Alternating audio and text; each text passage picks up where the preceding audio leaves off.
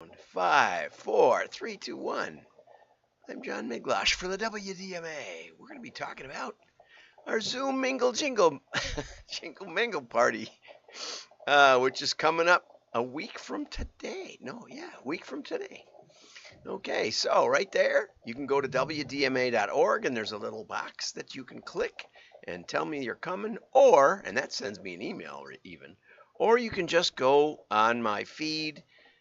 Find my posts. You can go to WDMA's, Wisconsin DMA's LinkedIn page or a bunch of other groups, NMOA group, and there's invitations all over the place. And you just click and say, I'm expecting to attend. We have a nice group already, which is amazing.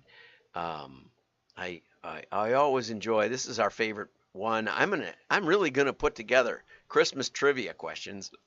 But mostly we just hang out.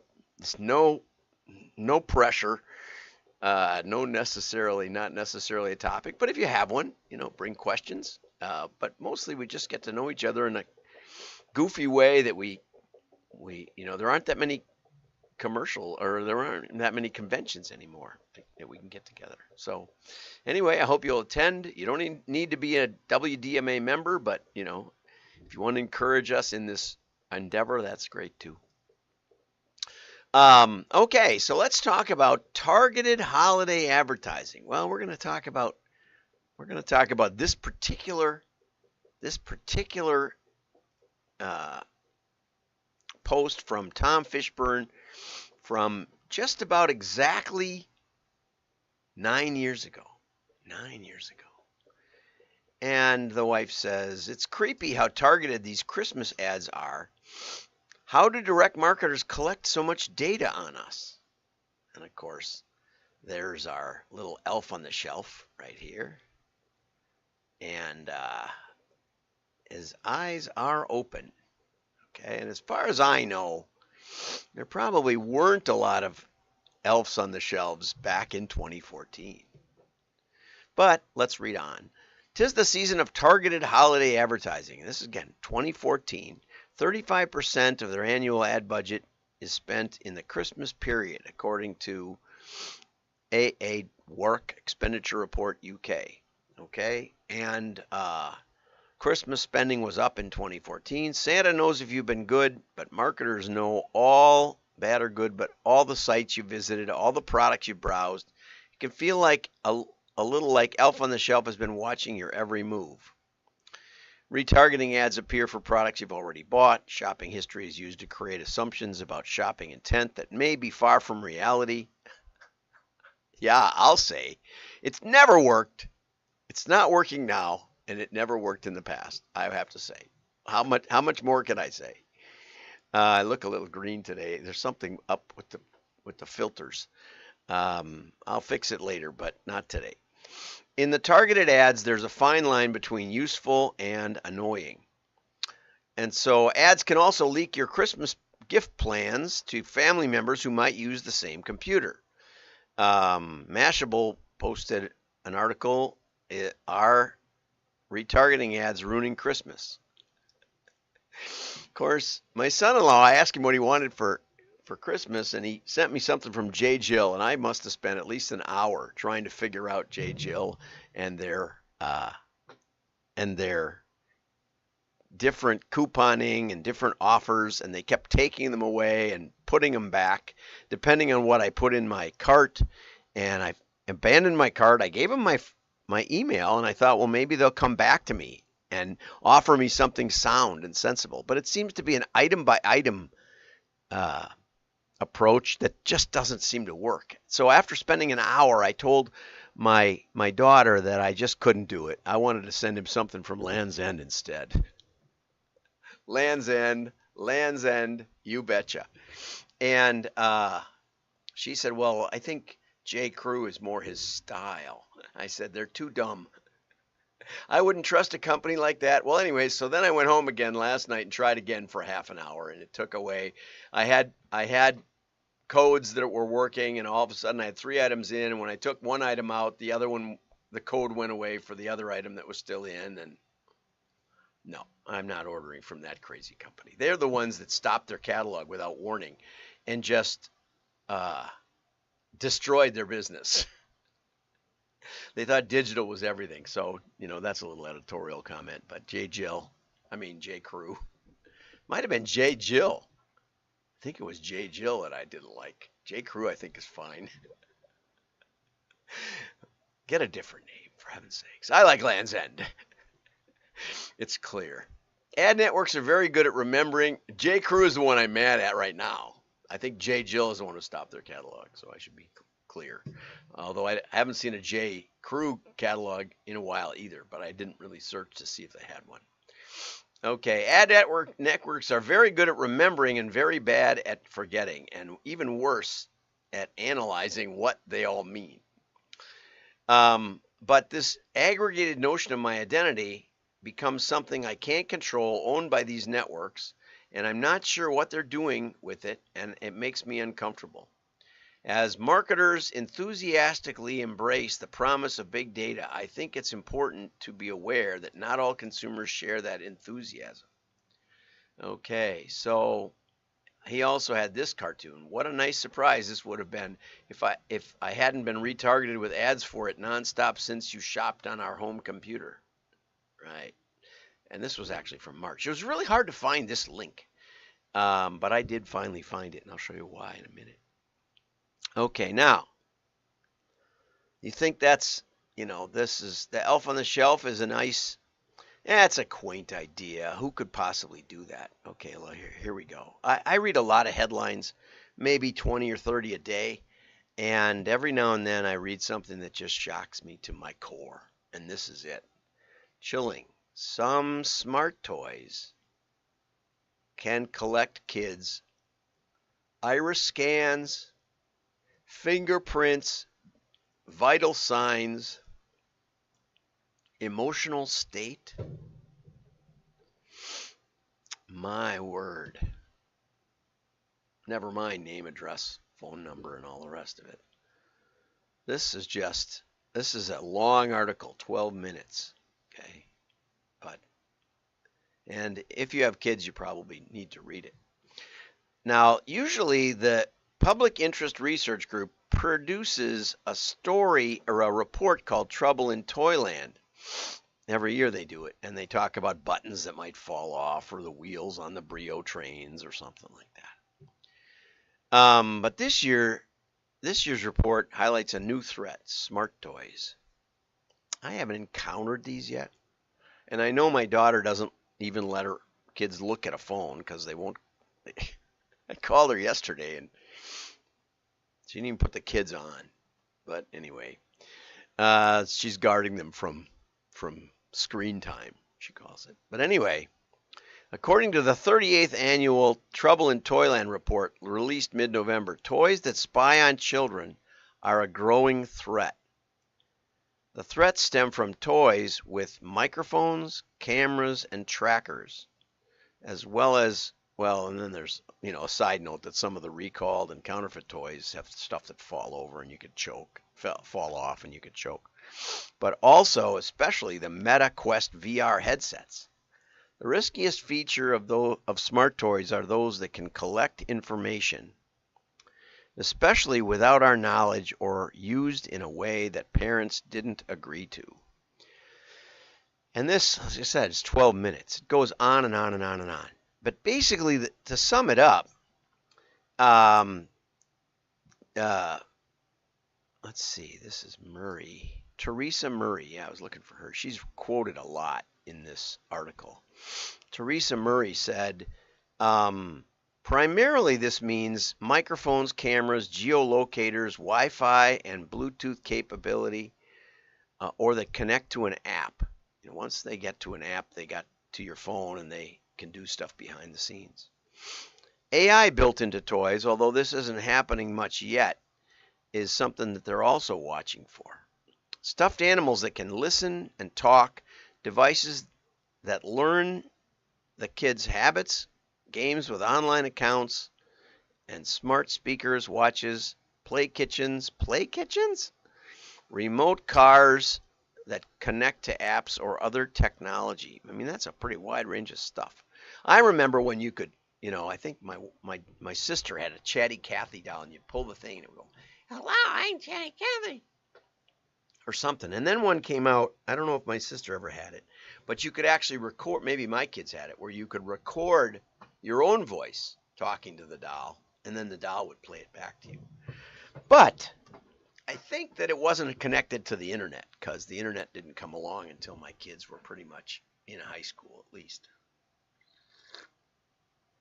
or getting there. So, and we didn't have Bluetooth in those days. We didn't have Wi-Fi in those days. We had one computer plugged into a phone line.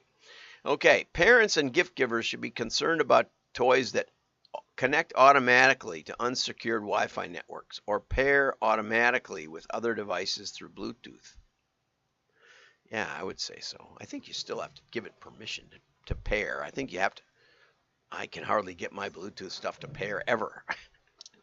Anyway, these can pose a risk of data breaches, hacking, hackers, potential violations of children's privacy laws.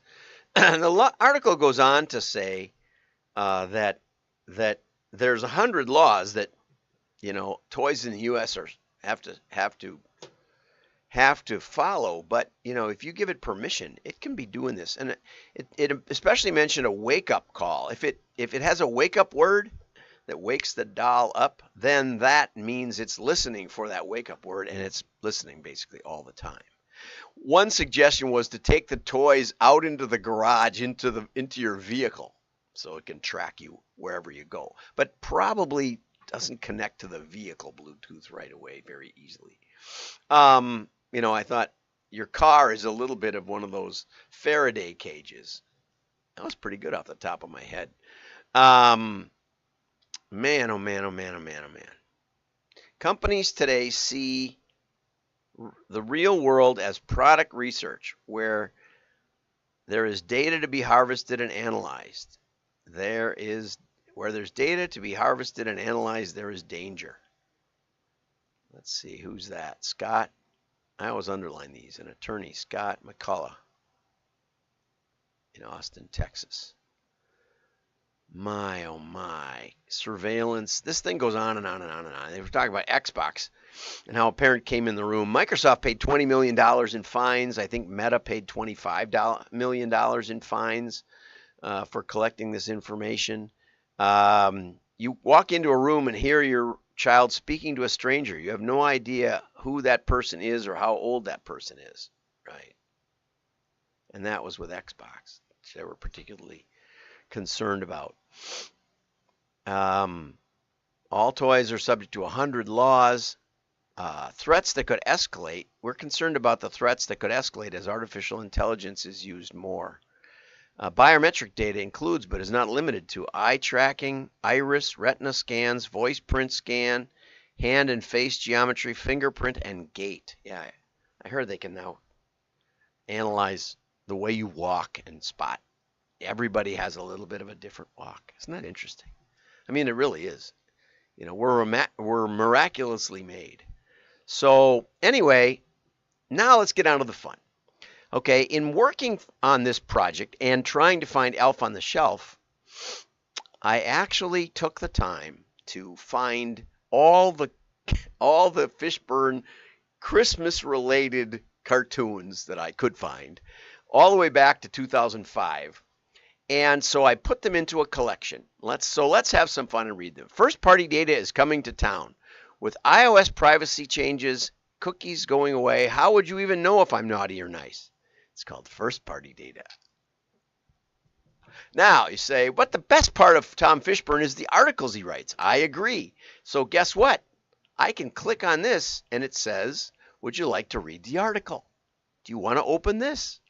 I went to the trouble of tagging every cartoon article back to its original link, and all of them are available by click. Now, I'm not going to post this on the WDMA, even though it's members only. I'm going to reach out to Tom, who every now and then writes me back, and because I really want him to watch yesterday's show where I disagreed with him one of the rare times.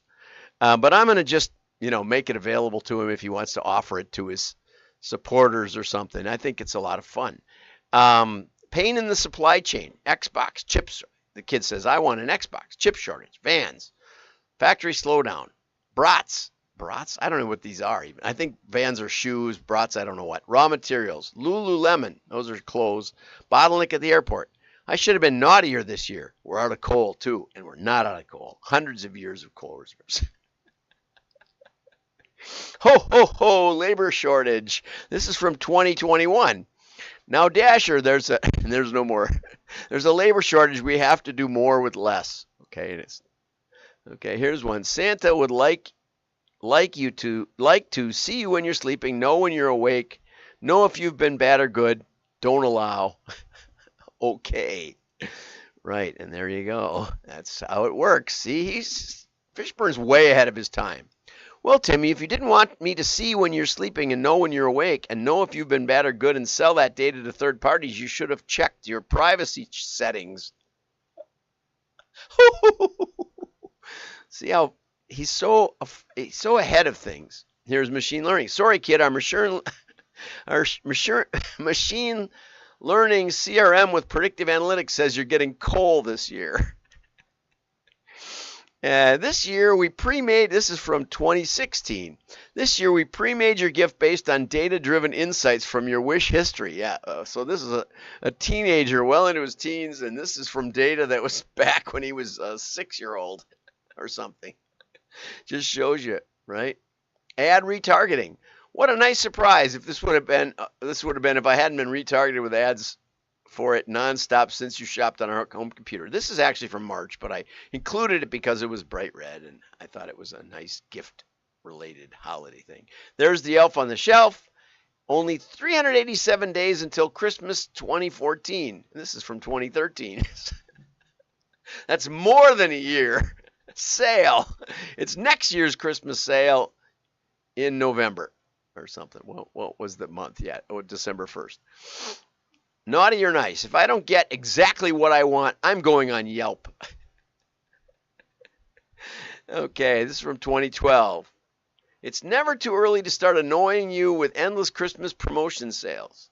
Oh, some of them are handy. I wish I could have understood J. Crew. Anyway, she's going to buy it for him now, and I have just to send her money.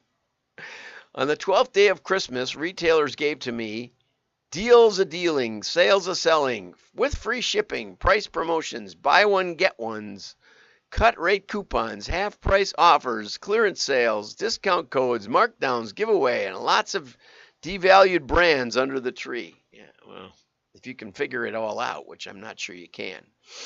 And this one's from 2011.